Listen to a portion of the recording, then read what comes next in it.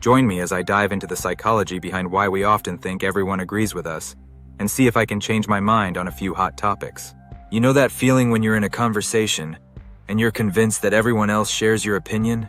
It's as if you're the voice of reason, and everyone else is just nodding along in agreement. But have you ever stopped to consider that maybe, just maybe, that's not the case? This phenomenon is known as the false consensus effect, and it's a bias that influences our perception of others' agreement with our opinions. Our brains are wired to seek out information that confirms our beliefs, and we tend to surround ourselves with people who share similar views. This creates an echo chamber effect, where we're only exposed to opinions that align with our own. As a result, we start to assume that our beliefs are widely shared, when in reality, they might not be as popular as we think. This bias is rooted in our tendency to overestimate the degree to which others share our beliefs, and it can lead to some pretty significant misunderstandings in communication. For instance, when we're in a conversation, we tend to project our own thoughts and feelings onto others. We assume that they're thinking the same things we are, and that they share our opinions. But this can lead to some pretty awkward interactions, especially when we discover that others don't share our views. This can be especially problematic in group settings, where we might assume that everyone agrees with us, only to find out that we're actually in the minority. So what drives this bias? Well, one major factor is our tendency to seek out social validation. We want to feel like we belong, and that our views are accepted by others. This desire for social approval can lead us to overestimate the degree to which others share our beliefs, and it can also lead us to avoid disagreements or conflicts.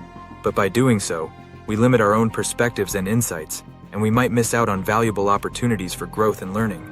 Studies have shown that the false consensus effect is a pervasive phenomenon that affects people across cultures and demographics. For example, one study found that people who were opposed to capital punishment estimated that about 50% of the population shared their views, when in reality, only about 25% did. Similarly, people who supported the death penalty estimated that about 70% of the population agreed with them, when in reality, only about 40% did. The false consensus effect has some pretty significant implications for our personal and social interactions. When we assume that everyone agrees with us, we can become complacent and stop listening to others' perspectives. We might become more dogmatic in our views and less open to change or compromise. And when we discover that others don't share our views, it can lead to feelings of anger, frustration, and even polarization. But recognizing this bias can be a game changer. When we acknowledge that we might not have all the answers, and that others might have valuable insights to share, it can lead to more meaningful conversations and deeper connections. By recognizing the false consensus effect, we can become more empathetic listeners and more effective communicators. We can start to see that our views are just one part of a larger conversation, and that others might have valid perspectives that differ from our own. So, what can we take away from this exploration of the false consensus effect?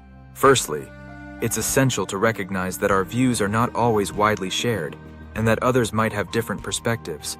Secondly, we need to be more open-minded and receptive to others' views, even if they challenge our own beliefs. And finally, we need to be more willing to listen and learn from others, rather than simply assuming that we have all the answers. Thanks for joining me on this journey into the psychology behind the false consensus effect. If you've ever had an experience where you realized that your views weren't as widely shared as you thought, share it with me in the comments below.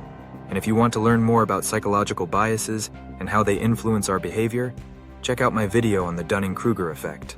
See you in the next one!